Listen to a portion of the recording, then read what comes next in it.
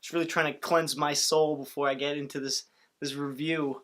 That being said, welcome back. It's Luke, because hip-hop drives culture, and today we have a review of the new Lil Pump album, Harvard Dropout. This is the sophomore effort from the 18-year-old Florida product Riley Reid, toe-sucked, peeing on money for Instagram likes phenom, Lil Pump.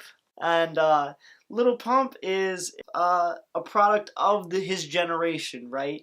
This meme character who at 18 years old has just come into this influx of money, and he doesn't know what to do with it other than have a good time and spend it. Hopefully you know Lil Pump because he is so big. The man did make it onto the XXL's 2018 freshman cover, front and center with his purple hair and Gucci, obviously. And if there's one thing I have to hand to Pump, it's the fact that he's always in the news for something, whether it's usually bad, but there's sometimes it's good. Like recently, his I Love It video featuring Kanye had those mimic like outfits of just like way too big slides and costumes. The same song, the same YouTube video would go on to break YouTube's debut record with, how many views?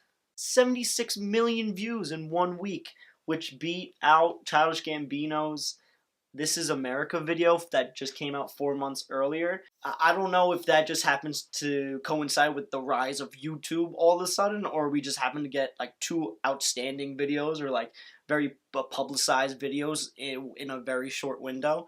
I'm probably going to go with the latter, but Pump really capitalized on simplified lyrics and poppy, glittery synths and just like just earworms of sounds that anyone at a bar or who likes to drink or pregame would probably gravitate to. That's kind of the only good thing that's happened for Pump recently. He actually was the scapegoat or the Cinderella that fits into the shoe of what was J. Cole's 1985 verse on KOD, which dropped last year, and he like spoke out on Instagram against J. Cole, but J. Cole was more or less giving him advice in the moment, right? What else? Lil Pump was seen banned from Copenhagen last December, and more recently he's been in hip-hop news for at least trying to give Harvard's 2019 spring commencement speech, which is completely false. Harvard has come out and said, like, this guy is not giving our commencement speech, and Pump is just doubling down and tripling down on the fact that he's giving this speech when he posts tweets that don't even spell the word speech right, and then commencement's clearly autocorrected because it's lowercase. It's the only lowercase word in the sentence. Yeah, so Pump, there's always controversy surrounding Pump, and he's always a meme of some sorts or something to laugh at, and which is what makes his music so like entertaining, at least, because he says just some of the craziest stuff that I've ever heard. When you know you're not a good lyricist, I guess the only thing you have to rely on are just like wacky beats and just even wackier lyrics. It's kind of like YouTube stars who start tasting fame, and then like the next video they're like, okay, how do I top the previous thing, just so that they can like accumulate subscribers and followers. That's kind of how I embraced Lil Pump's music. It's like, okay, as he releases another track, how is it gonna be crazier or more wild than the last one? Because that's the only way it's going to get better. Anything else is a step back or a step in the wrong direction. Which now brings me to this project, because that idea that I just talked about is one that plays to Pump's favor, or it's kind of his Achilles heel. On the opener, Dropout, we get these apocalyptic synths of dropped out, then I got rich. Dropped out, then I put a better on a wrist. It's the epitome of a Pump song, is it not? But then I start to go back to his previous project, Lil Pump, the mixtape or album, apparently, and it just sounded very similar to the song Boss, which I loved, but I found myself singing Boss by accident on this track. I'm going to play them side by side right now. So we're going to start with Dropout. Ooh, chill. Ooh, dropped out, then I got rich. Chill. Dropped out, then I put a paddock on my wrist. And now we're going to go with Boss. Yeah, Lil Pump, yeah. Yeah, I I came in with a saw.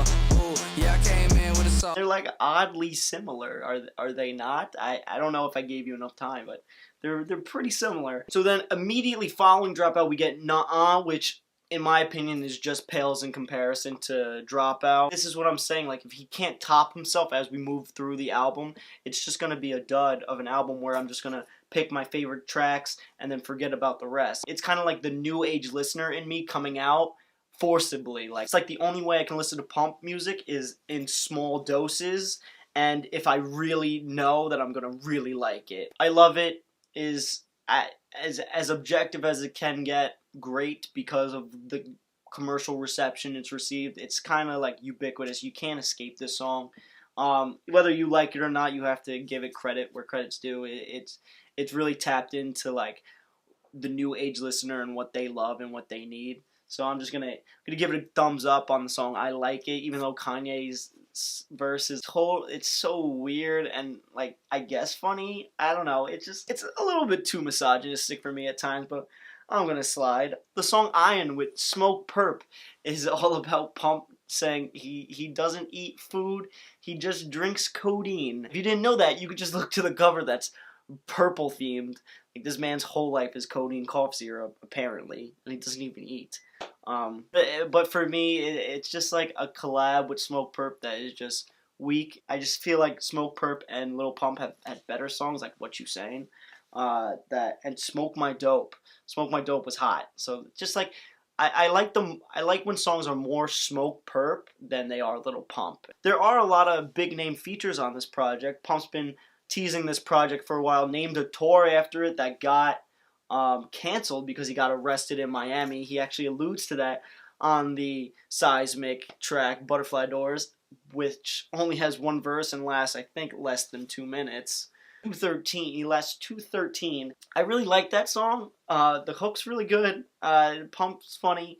But I think this whole album, in a sense, the essence of this album speaks to what Pump has been so successful doing, and it's the fact that he's just made songs for the modern listener whose attention span is decreasing, where we want instant gratification. And I think the new age listener, although I'm like picking on us because I am one of them at times, we know what we want. Like within 4 to 10 seconds of some songs, we can tell whether we're gonna like the song or not strictly on beats bass alone, which can sometimes work against us, right? Sometimes we miss out on a lot of music because we like to judge a beat by its intro, where Pump has been able to grab our attention immediately and then has made a career off just very attractive beats, and he knows how to pander to today's listener. But like I said, this album, it has been very hyped, and he's been teasing it for a while. So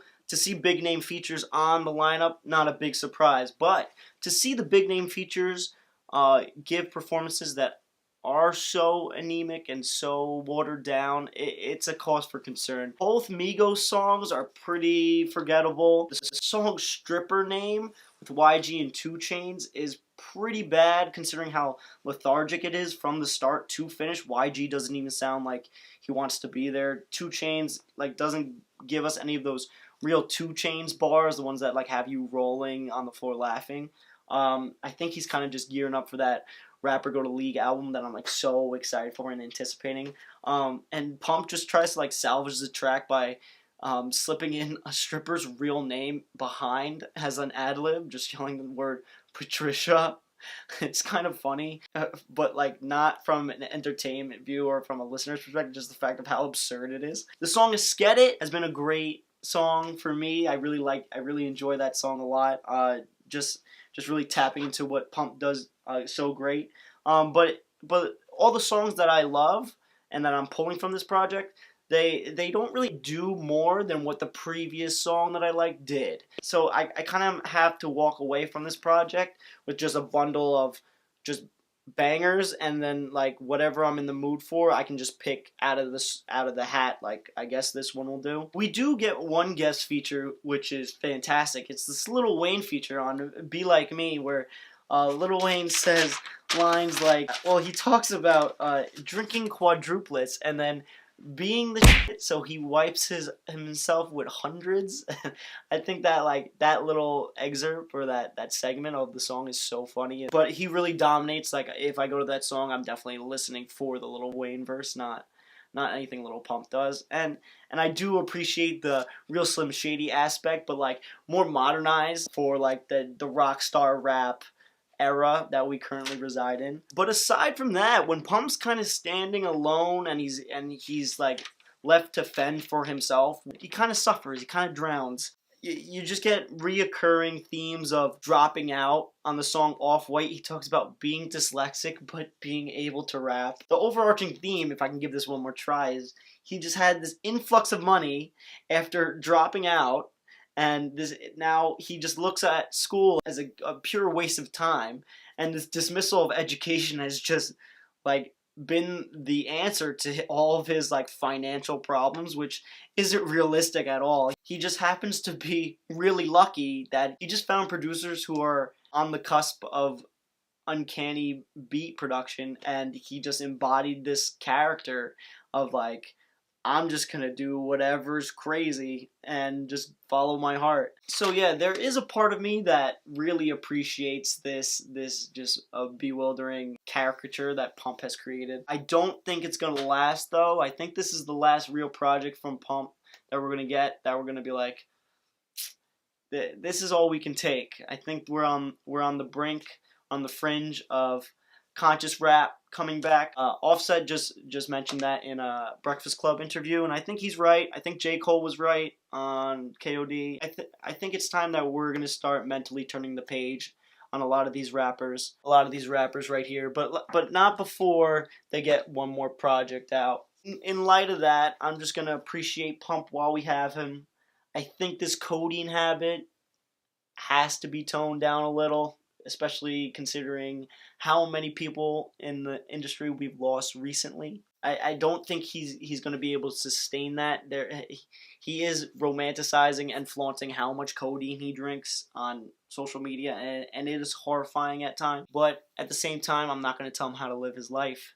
It's just, I'm just going to enjoy the music while we have it. Other than that, I didn't love the project. I didn't hate it. I don't think it was god awful. I think if you go to a Lil Pump album, you know exactly what you're getting. And I think he delivered, even though some songs like Drug Addicts and Esskeetit have been out on the market for a while. I think we can look back and be like, all right, this was a time where I was just feeling myself. I was in a vibe.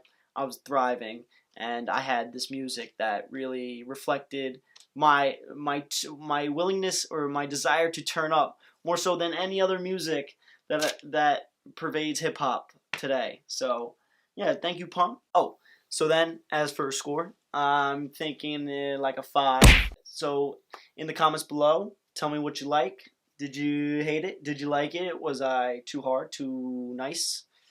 In the meantime, follow me, bars hip hop on Instagram, and stay tuned for my next review. I'll see you next time.